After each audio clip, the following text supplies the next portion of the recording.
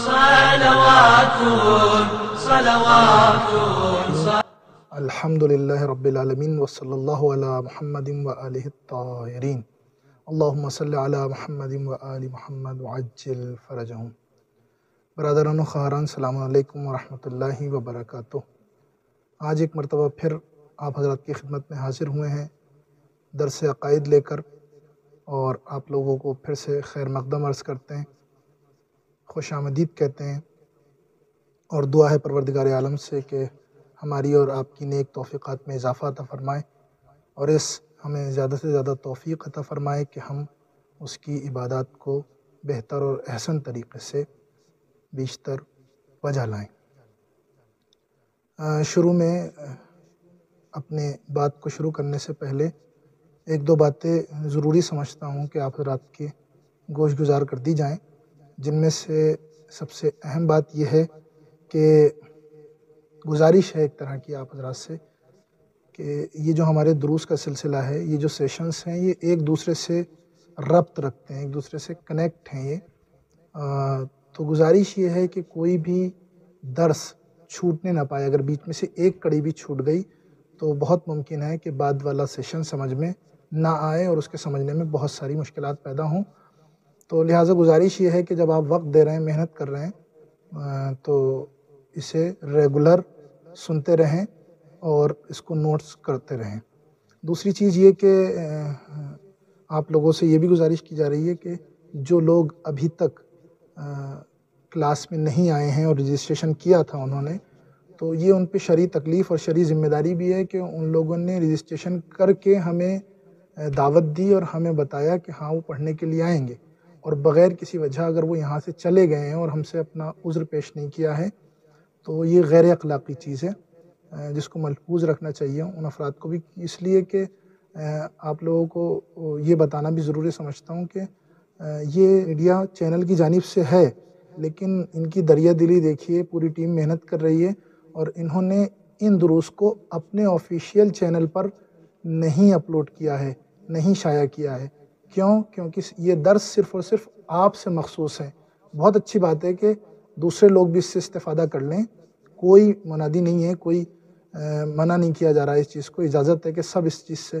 استفادہ کر سکتے ہیں، لیکن آپ اپنی اہمیت کو سمجھیے جن لوگوں نے رجسٹریشن کیا ہے کہ یہ درس صرف اور صرف ایک طرح سے اسپیشل طریقے سے جو بنائے گئے ہیں وہ آپ کے لیے بنائے گئے ہیں۔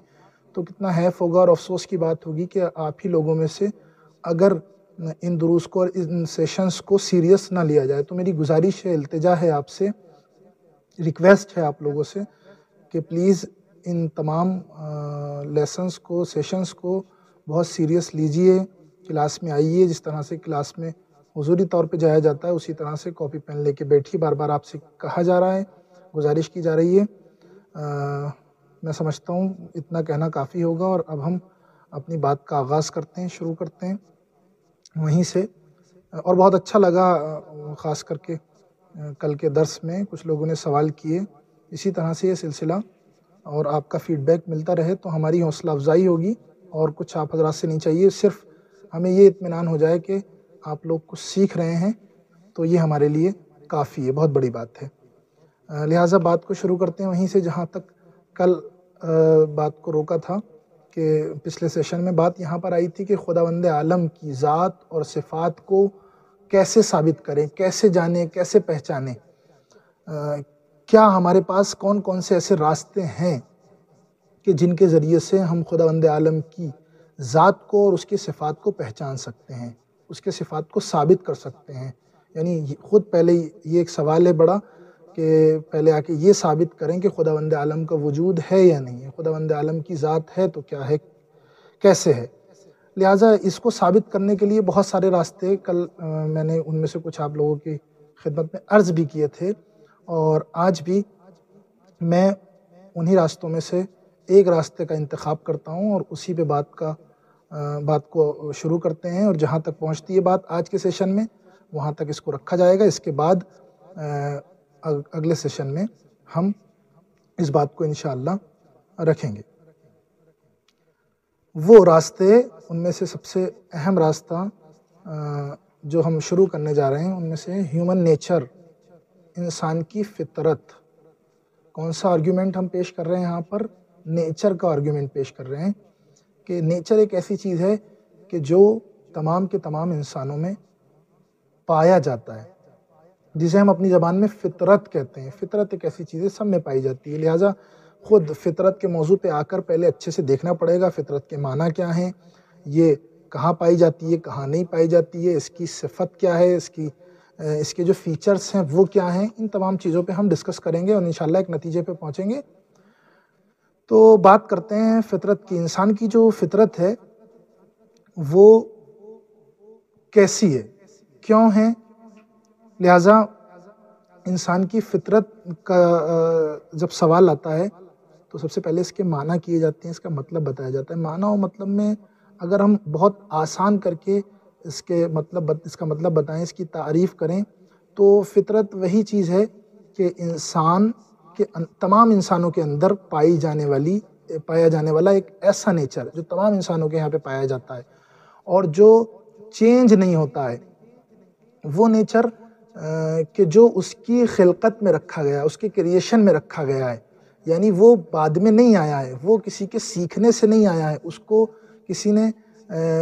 بڑھایا نہیں ہے، اسے فطرت کہا جا سکتا ہے۔ اس نیچر کو فطرت کہا جا سکتا ہے کہ انسان کا وہ نیچر کہ جو اس کی خلقت میں موجود ہے، جو کبھی ختم نہیں ہوتا ہے اور جو کبھی سیکھنے سکھانے سے نہیں آتا ہے، اسے فطرت کہتے ہیں۔ اور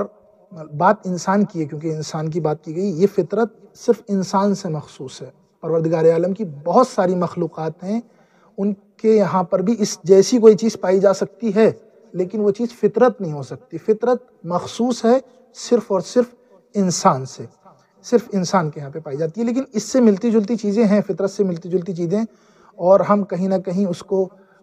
یعنی سیم ورڈ میں یوز کر دیتے ہیں، مترادف میں بیان کر دیتے ہیں کہ مثلا فطرت اور عادت، فطرت عادت یہ ایک ساتھ استعمال کر دیتے ہیں، جبکہ فطرت اور عادت میں زمین آسمان کا فرق ہے، بہت بڑا فرق ہے۔ فطرت میں نے جیسے کہ عرض کیا وہ چیز ہے کہ وہ نیچر ہے کہ جو تمام انسانوں کے یہاں پایا جاتا ہے، تقریباً ایک سا پایا جاتا ہے، لیکن عادت انسان کے اندر پائی جانے والی ایک ایسی چیز کا نام ہے کہ جو ڈیپینڈ کرتی ہے اس کے اخلاق پر، اس کے اطوار پر، اس کے طور طریقے پر، اس کے زندگی گزارنے کے سلیقے پر، یعنی جس طریقے کا اس کا اخلاق ہوگا، نیچر ہوگا، اس کا ایتھکس ہوگا، اس کے مورلز ہوں گے، اسی طرح کی اس کی عادت ہوگی۔ یہ عادت کی تعریف ہے۔ اور اگر ہم اور آسان کرنا چاہیں عادت کو تو کہہ سکتے ہیں کہ عادت ایک ایسی چیز ہے کہ جو انسان اپنے طور طریقے سے اسے بنا لیتا ہے، ایک ایسی صفت انسان کی کہ جسے وہ خود بناتا ہے، جو اس کے وجود کے سبب اس کے پاس آتی ہے، اور وہ ختم بھی ہو سکتی ہے، وہ جا بھی سکتی ہے۔ مثلا عادت میں اگر ہم کہیں، مثال لے لیں تو جیسے چائے پینے کی عادت، جیسے سگریٹ پینے کی عادت، جیسے بہت زیادہ بولنے کی عادت کسی کی ہو جائے، ٹھیک ہے نا، یہ تمام چیزیں کیا ہیں؟ عادت ہیں۔ اگر انسان پریکٹس کرے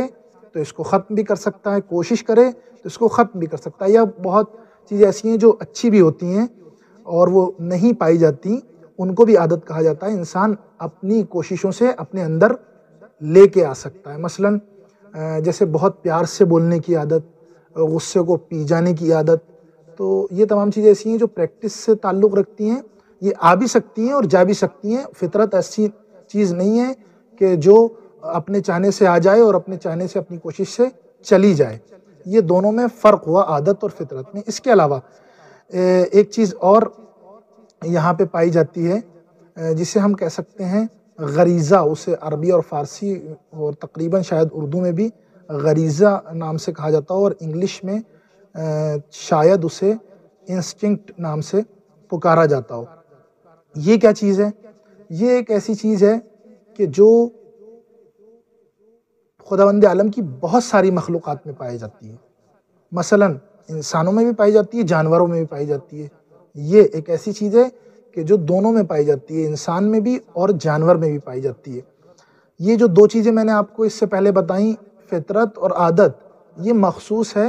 انسان کی ذات سے، لیکن یہ جو غریزہ ہے یہ انسان اور جانور دونوں میں پایا جاتا ہے. یعنی اسے کہہ سکتے ہیں ہم کہ ایک ایسی، یہ بھی غریزہ بھی انسان کی خلقت میں ہوتا ہے. غریزہ خود انسان کی خلقت میں شامل ہے، پروردگار نے اس کی خلقت میں رکھا ہے، اس کے کریشن میں رکھا ہے. جیسے مثال کے طور پہ ہم لے سکتے ہیں غصہ یا جیسے محبت، یہ دونوں کی دونوں چیزیں غریزہ کہی جا سکتی ہیں. انسان بھی اسی طرح سے اپنے بچے سے پیار کرتا ہے اور جانور بھی اپنے بچے سے اسی طرح سے پیار اور محبت کرتا ہے. تو یہ چیزیں، تین چیزیں میں نے اس لیے پیش کی آپ حضرات کی خدمت میں کہ جہاں خداوند عالم کی ذات کو ثابت کرنے کا مرحلہ اور مسئلہ آتا ہے تو بہت سے لوگ یہ کہتے ہیں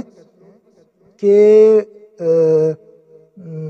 پروردگار کی ذات کو ثابت کرنے کے لیے عادت اور غریزہ کافی ہے. ایک ایک لفظ پہ غور کیجئے گا تاکہ آگے آنے والی گفتگو میں یہ سب چیزیں کام آتی رہیں. تو وہ کہتے ہیں کہ غریزہ اور عادت یہ دونوں چیزیں ایسی ہیں کہ جس سے خدا کے وجود کو ثابت کیا جا سکتا ہے، لیکن اس کے برخلاف عقل ہماری یہ کہتی ہے کہ یہ دو چیزیں ایسی ہیں، کیونکہ ان کی ہم نے خصوصیت دیکھ لی، ان کے فیچرز دیکھ لیے کیا ہیں، تو اس سے معلوم یہ ہوتا ہے کہ ہاں یہ دو چیزوں کے فیچرز دیکھیں. تیسرے ہم پہلے اس کو سمجھ لیں کہ خود فطرت کے فیچرز کیا ہیں، خود نیچر کے فیچرز کیا ہیں، یعنی جسے ہم فطرت کہتے ہیں اس کی خصوصیتیں کیا ہیں. اس کی پہلی خصوصیت یہی ہے جو میں نے تعریف میں بھی تقریباً بیان کر دی ہے کہ یہ عمومی ہے، جنرل ہے، یہ سب میں پائی جاتی ہے، تمام انسانوں میں پائی جاتی ہے. یعنی کوئی انسان ایسا نہیں ہے جو آ کے یہ دعویٰ کرے کہ مجھ میں فطرت نہیں ہے، فطرت کا کوئی پہلو میرے اندر نہیں پایا جاتا، بلکہ حتیٰ دیوانے انسان میں بھی فطرت پائی جاتی ہے. دیوانہ یعنی جسے پاگل کہہ سکتے ہیں، تو اس میں بھی یہ پائی جاتی ہے. دوسری چیز یہ ہے کہ یہ کسی بھی ٹائم سے اور کسی بھی پلیس سے، جگہ سے مخصوص نہیں ہے. ایسا نہیں ہے کہ صبح کو فطرت کام کرے گی اور رات کو فطرت کام نہیں کرے گی، شام کو فطرت کی جو چیزیں وہ کام نہیں کریں گی. ایسا نہیں ہے کہ مثلا اپنے شہر میں کام کرے گی اور دوسرے شہر میں وہ فطرت کام نہیں کرے گی، ایسا بالکل نہیں ہے. تیسری چیز یہ کہ یہ بالکل کہیں نہ کہیں کسی مرحلے اور کسی موقع پر ظاہر ہو جاتی ہے. مثلا ایمرجنسی کے موقعوں پر یہ ظاہر ہو جاتی ہے. مثلا میں نے فطرت کی مثال نہیں دی، مثال دوں کہ فطرت کی مثال یہ کہی جا سکتی ہے کہ جیسے کسی کی خبر غم سنے انسان تو اس کے چہرے پہ اس کے آثار نمودار ہونے لگتے ہیں، زرد ہونے لگتا ہے چہرہ، تو ظاہر ہونے لگتی ہے. اور چوتھی چیز یہ ہے کہ یہ کبھی بھی ختم نہیں ہو سکتی. فطرت کبھی بھی بالکل طریقے سے، پورے طریقے سے ختم نہیں ہو سکتی. ایسا تو بہت ممکن ہے کہ فطرت کا جو کلر ہے، جو رنگ ہے، وہ کم ہو جائے، یعنی وہ پورے طریقے سے ظاہر نہ ہو یا پورے طریقے سے باقی نہ رہے، لیکن کہیں نہ کہیں کچھ نہ کچھ حصہ انسان کے اندر اس کے ہاں باقی رہتا ہے. جب تک انسان زندہ رہے گا فطرت کا کچھ پہلو اس کے ہاں ضرور پایا جا سکتا ہے. وہ مثلا علم اخلاق میں بھی کہا جاتا ہے کہ فطرت جو کم رنگ ہو جاتی ہے وہ وجہ اس کے گناہ ہوتے ہیں اور اس کا دوسری طرف چلا جانا ہوتا ہے، رنگ دنیا کی طرف. بہرحال یہ تمام خصوصیات،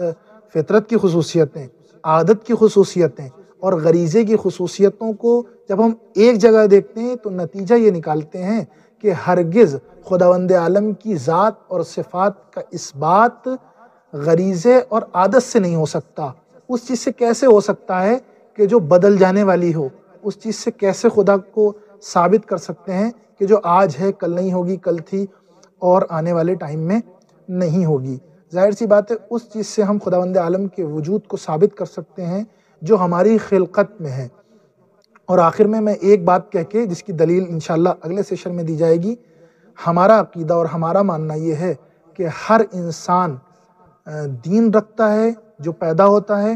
اس کی فطرت میں دین شامل ہوتا ہے. اور ایک سوال یہ ہوتا ہے کہ آپ دنیا بھر کے انسانوں کو دیکھ لیجئے،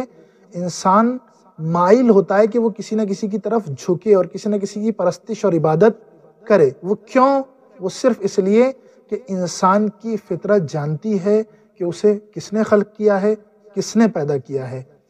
بس یہیں پہ میں اپنی بات کو تمام کرتا ہوں، اور کل کے سیشن میں انشاءاللہ اس کے آگے کی گفتگو رہے گی اور ہم عقل کی دلیلوں سے فطرت کے ساتھ یہ ثابت کریں گے کہ جسے